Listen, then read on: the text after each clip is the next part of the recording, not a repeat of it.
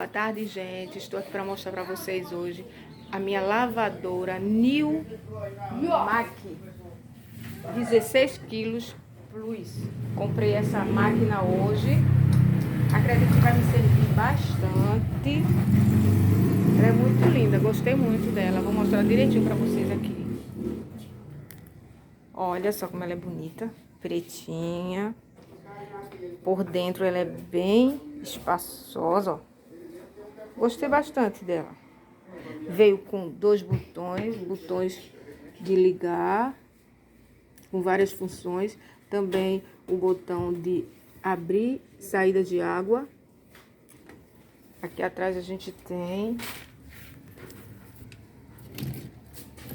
aqui, ó, que é para fazer a instalação para jogada de água fora, e aqui para fazer a ligação da água.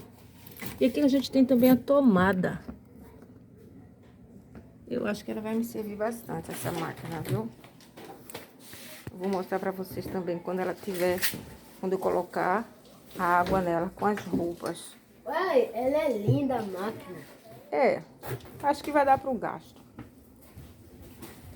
O precinho dela foi quase R$700.